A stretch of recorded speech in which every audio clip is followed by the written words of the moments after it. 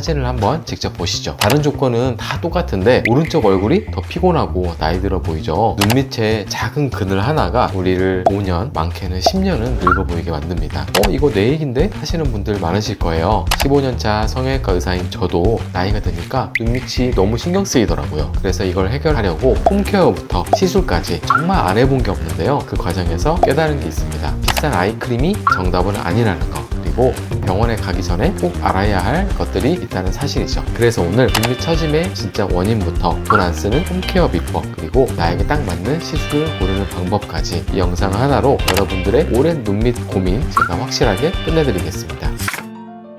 자, 그럼 우리가 오늘 해결해야 할 이 눈밑 처짐, 이게 대체 뭘까요? 진료실에 오시는 분들을 보면 그냥 피부가 늘어나나 봐 하고 막연하게 생각하시는데요. 눈밑 처짐은 세 가지 현상이 동시에 일어나는 복합 재난과 같습니다. 첫 번째 재난은 눈밑 지방이 울룩하게 튀어나오는 현상이에요. 원래 우리 눈 밑에는 지방을 댐처럼 꽉 막아주는 안화 경막이라는 튼튼한 막이 있거든요. 그런데 나이가 들면서 이 막이 힘을 잃고 느슨해지니까 뒤에 있던 지방이 이제 내 세상이다 하면서 앞으로 불쑥 밀고 나오는 거죠. 두 번째 재난은 바로 아래로 눈물고랑에는 그림자가 푹 패는 현상이죠. 우리 눈밑 피부는 유지인대라는 밧줄 같은 조직이 뼈에 단단하게 묶어주고 있는데요. 주변 피부랑 지방은 중력 때문에 아래로 축 처지는데 이 밧줄은 꼿꼿하게 제자리를 지키고 있으니까 그 경계선이 푹 꺼져 보일 수밖에 없겠죠. 이게 바로 여러분을 피곤하고 우울해 보이게 만드는 주범입니다. 그리고 마지막 재난은 이 모든 걸 덮고 있는 피부 자체가 얇아지고 자글자글해지는 현상이 생깁니다. 우리 피부를 쫀쫀하게 받쳐주던 콜라겐이나 엘라스틴 같은 탄력 기둥들이 점점 줄어들면서 가장 얇고 연약한 눈과 피부가 제일 먼저 힘을 잃고 자글자글해지는 거죠. 결국 이 세 가지, 지방 돌출, 눈물고랑 꺼짐, 피부 늘어짐, 이게 복합적으로 나타나면서 눈밑이 울퉁불퉁하고 그늘지게 만드는 게 바로 눈밑 처짐의 진짜 모습입니다. 그렇다면 대체 왜 이런 일들이 생기는 걸까요? 제가 진료실에서 환자분들께 꼭 설명해드리는 5가지 핵심 원인이 있습니다. 가장 근본적인 첫 번째 원인은 뭐니 해도 노화죠.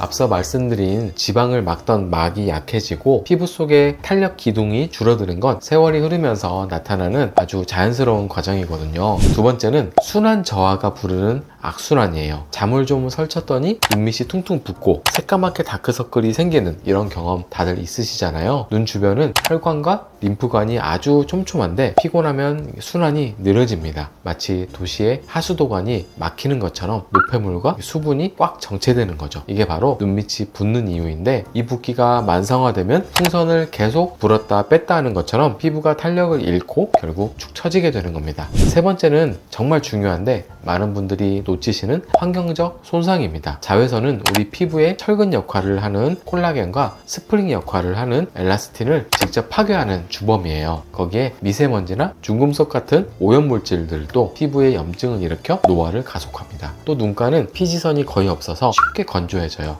메마른 땅이 갈라지듯이 건조한 눈가에 잔주름이 생기는 것은 너무나 당연한 이치입니다. 네 번째, 잘못된 생활 습관이에요. 혹시 눈을 자주 비비는 습관 있으세요? 연약한 눈가 피부를 계속 비비는 건 얇은 종이를 계속 구겼다 폈다 하는 것과 똑같습니다. 또 엎드려서 주무시거나 옆으로 누워 자는 습관도 밤새 눈가를 눌러서 처짐을 유발하는 아주 나쁜 습관 중 하나죠. 그리고 흡연과 잦은 음주도 피부의 혈액순환을 방해하고 염증을 유발해서 노화를 앞당기는 치명적인 습관이라는 점 꼭 기억하셔야 합니다. 마지막으로 사람마다 조금씩 다른 개인적인 요인들도 있는데요. 어머님이나 아버님이 눈밑 지방이 많으셨다면 유전적으로 그럴 확률이 좀 높고요. 급격하게 다이어트를 하면서 얼굴 살이 훅 빠지면 바람 빠진 풍선처럼 눈밑 피부가 탄력을 잃고 처지는 경우도 정말 많습니다. 원인이 정말 다양하죠. 이제 원인을 알았으니 본격적으로 눈밑 처짐을 막고 되돌릴 수 있는 해결책을 자세히 한번 알아보겠습니다. 먼저 눈가 피부가 힘없이 처지는 걸 막기 위한 피부의 기초 체력을 키울 수 있는 홈케어법인데요. 홈케어의 첫 단계는 림프 순환 마사지로 정체된 노폐물의 하수도 뚫어주기입니다. 제가 몇 번 마사지법에 대해서 영상을 올렸는데 영상을 보신 분들이 원장님 마사지가 정말 효과가 있나요? 정말 많이들 물어보시는데 제대로만 하면 분명히 효과가 있습니다. 좀 전에 눈밑 처짐이 순환 부족 때문이라고 말씀드렸죠. 우리 몸의 림프관은 온갖 노폐물과 불필요한 수분을 처리하는 하수도 같은 역할을 하는데요. 그런데 피곤하거나 혈액순환이 안 되면 하수도가 막히면서 노폐물이 정체가 되는데 이걸 바로 림프 부종, 쉽게 말해서 붓기라고 부르는 거죠. 특히 눈가 피부는 우리 몸에서 가장 얇아서 이 붓기가 가장 먼저 그리고 가장 심하게 드러나는 부위잖아요. 문제는 이 붓기가 만성화될 때 생깁니다. 붓기가 반복되면 얇은 눈가 피부는 영구적으로 늘어나 버리고 결국 처짐으로 이어지게 되거든요. 그러니까 이 마사지는 단순히 아침 붓기 빼는 걸 넘어서 만성적인 붓기 때문에 피부가 영구적으로 늘어나는 걸 막아주는 정말 중요한 처짐 예방 활동인 셈이죠. 그럼 저를 따라서 깨끗한 손으로 한번 해볼까요? 평소 쓰시는 로션이나 크림을 눈가에 넉넉히 발라서 피부 마찰을 줄여주시고요. 우리 눈 주변 림프는 크게 두 갈래 길이 있습니다. 이 두 길을 차례로 청소를 해줄 건데요. 먼저 눈 위쪽 길부터 가볼게요. 양쪽 검지로 여기 눈썹 앞머리 있죠? 여기서부터 눈썹뼈를 따라서 바깥쪽으로 아주 부드럽게 쓸어주는 거예요. 그대로 관자놀이까지 쭉 가서 한번 지그시 눌러주시고요. 네, 여기서 끝이 아니죠? 모든 노폐물의 최종 종착지는 바로 이 쇄골이거든요. 관자놀이에서부터 귀 앞쪽, 목 옆선을 따라서 쇄골까지 쭉 내려와야 노폐물이 완전히 배출된답니다. 이번엔 눈 아래쪽 길을 청소해 볼게요. 눈 앞머리 바로 아래 뼈가 만져지는 부분에서 시작해서 눈꼬리 쪽으로 뼈 라인을 따라서 아주 살살 바깥쪽으로 쓸어주세요. 눈꼬리까지 왔으면 아까 그 길이랑 다시 만나는 거예요. 관자놀이에서 만나서 귀 앞쪽을 지나 목선을 따라서 쇄골까지 다시 한번 쭉 위아래 코스를 합쳐서 5번 정도만 반복해 주시면 됩니다. 여기서 핵심은 절대 강하게 하시면 안 된다는 거 꼭 기억해 주세요. 자, 이번에는 집에 이런 페이스 롤러가 있는 분들을 위해서 보여드릴게요. 이 롤러를 쓰시면 좋은 점이 손보다 일정한 압력을 줄 수 있고요. 냉장고에 넣어뒀다가 쓰면 쿨링 효과 때문에 붓기를 조금 더 빨리 가라앉힐 수 있거든요. 방법은 똑같습니다. 눈썹 앞머리부터 관자놀이까지 눈 아래쪽도 뼈를 따라서 관자놀이까지 쓱 굴려줍니다. 그리고 마지막은 항상 똑같다고 했죠. 관자놀이에서부터 목선을 따라서 쇄골까지 시원하게 마무리해 주는 거예요. 보기만 해도 시원하지 않으세요? 두 번째는 처짐을 막기 위한 근본적인 힘을 기르는 눈 둘레근 강화 운동이에요. 우리 눈 주변에는 눈 둘레근이라는 도넛 모양의 근육이 있는데요. 이 근육이 바로 눈밑 지방이 아래로 쏟아지지 않도록 꽉 받쳐주는 일종의 근육 해먹 같은 역할을 하거든요. 그런데 이 근육도 안 쓰면 당연히 약해지겠죠. 나이가 들거나 평소에 잘 웃지 않는 등 표정 변화가 적으면 근육이 위축돼서 힘을 잃고요. 결국 해먹이 느슨해지면서 그 위에 있던 지방이 아래로 축 처지게 되는 겁니다. 그래서 이 운동은 느슨해진 근육을 다시 팽팽하게 만들어서 지방을 효과적으로 받치게 하는 가장 직접적인 처짐 방지 운동이라고 할 수 있습니다. 자, 이것도 한번 따라해 볼까요? 피부를 살짝 바깥쪽으로 당겨서 저항을 만들어 주세요. 이제 가장 중요한데요. 이마나 미간에 힘주지 마시고 오직 아래 눈꺼풀의 힘으로 눈을 살짝 감아서 눈 둘레근에 자연스럽게 힘이 들어가게 해주시면 됩니다. 5초 동안 힘을 줘보세요. 하나, 둘,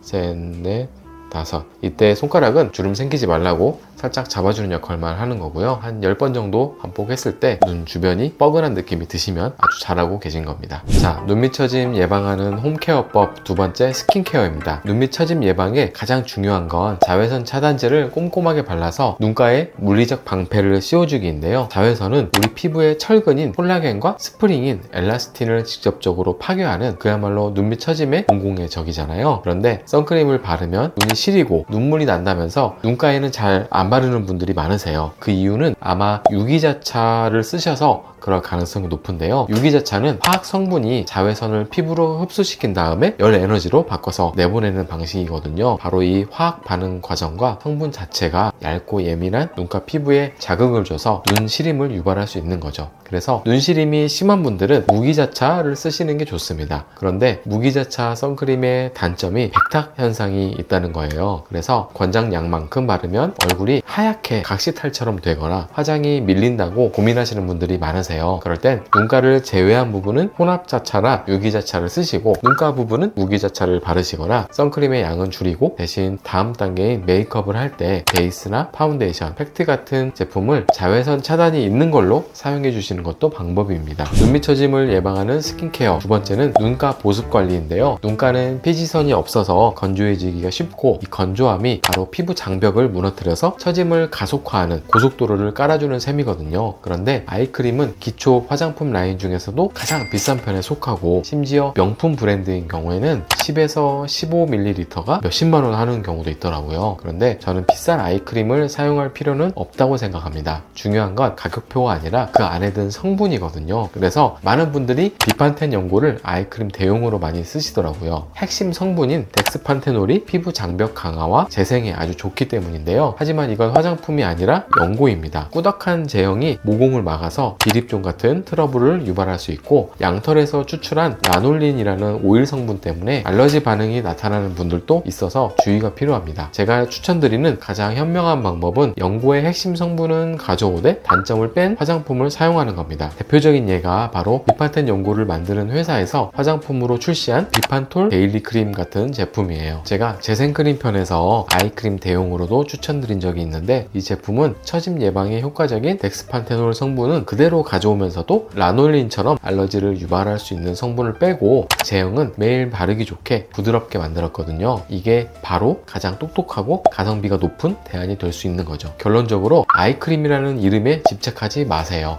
덱스판테놀 성분이 제대로 들어간 여러분들께 잘 맞는 크림 하나를 찾아서 눈가까지 꼼꼼하게 발라주시는 거, 그게 바로 최고의 눈가 처짐 예방 관리법입니다. 자, 지금까지 제가 알려드린 홈케어 방법들 꾸준히 하시면 눈가 피부의 기초 체력을 키우고 처짐 진행을 늦추는데 정말 큰 도움이 될 거예요. 하지만 홈케어만으로 되돌리기에는 이미 처짐이 많이 진행되신 분들도 계실 건데요. 그런 분들께는 병원에서 전문가의 도움이 더 빠르고 확실한 해결책이 될 수 있습니다.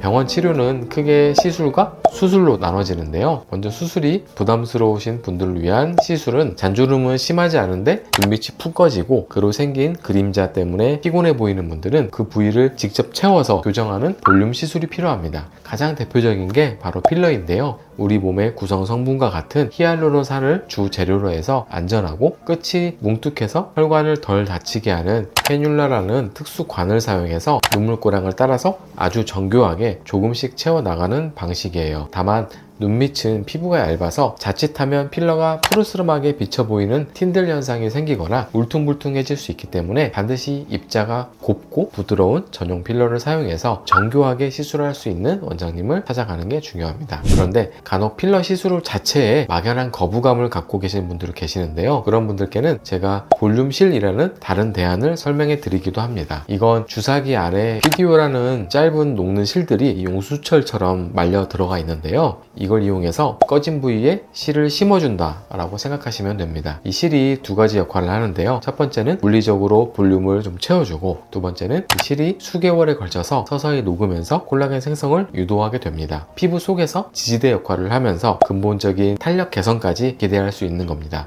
하지만 필러나 실 같은 시술만으로는 부족한 경우도 분명히 있습니다. 지방이 너무 많이 튀어나왔거나 피부 자체가 힘없이 늘어진 경우죠. 이럴 땐 처짐의 근본적인 구조를 바로 잡는 수술이 가장 확실한 해결책이 됩니다. 첫 번째는 지방만 볼록한 눈밑일 경우에 하는 눈밑 지방 재배치 수술입니다. 이 수술은 주로 피부 탄력은 아직 좋은데 유독 눈밑 지방만 유전적으로 볼록하게 튀어나온 20대에서 40대 분들에게 가장 효과적인 수술이에요. 이 수술의 가장 큰 장점은 눈꺼풀을 살짝 뒤집어서 안쪽 결막에 작은 구멍을 내고 그 구멍을 통해서 접근한다는 거예요. 그래서 겉으로 흉터가 전혀 보이지 않습니다. 그리고 튀어나온 지방을 직접 눈으로 보면서 일부는 제거하고 일부는 푹 꺼진 눈물고랑 쪽으로 슬라이딩 시키듯이 끌어내려서 평평하게 재배치하는 지방 처짐의 가장 큰 원인 중 하나를 직접적으로 해결하는 수술입니다. 하지만 지방과 함께 피부까지 축 늘어져서 처짐이 심한 경우라면 그때는 하안검 수술이 필요한데요. 마치 바람 빠진 풍선이 쭈글쭈글 하듯이 지방만 쏙 빼버리면 남은 피부는 오히려 더 쭈글쭈글해지거든요. 그래서 하안검 수술은 처짐의 또 다른 핵심 원인인 늘어난 피부까지 직접 잘라주고 당겨주는 가장 근본적인 처짐 해결책입니다. 아래 속눈썹 라인에 아주 가깝게 거의 눈에 띄지 않도록 피부를 절개하고 그 아래에 있는 불룩한 지방과 약해진 근육을 정리를 해주고요. 마지막으로 남는 피부를 정확하게 측정해서 잘라낸 뒤에 아주 미세한 실로 봉합하게 됩니다. 그런데 하안검 수술에 대해서는 정말 꼭 드리고 싶은 말씀이 하나 있습니다. 이건 그냥 피부를 자르고 꿰매는 간단한 수술이 절대 아니거든요. 자칫 잘못하면 우리 인상에서 아주 중요한 애교살이 사라지거나 눈매 몸매가 어색해질 수 있습니다. 더 심각한 건 욕심을 내서 피부를 더 많이 잘라내면 수술 후에 아래 눈꺼풀이 이렇게 뒤집어지면서 빨간 살이 보이는 안검 외반이라는 부작용이 생길 수 있습니다. 이렇게 되면 눈이 제대로 감기지 않아서 계속 시리고 눈물이 흐르고 외관상으로도 아주 부자연스러워서 정말 고생하실 수 있습니다. 그래서 저는 안전하고 확실한 결과를 위해서 단순히 피부만 잘라내는 게 아니라 아래 눈꺼풀의 바깥쪽 구조물, 즉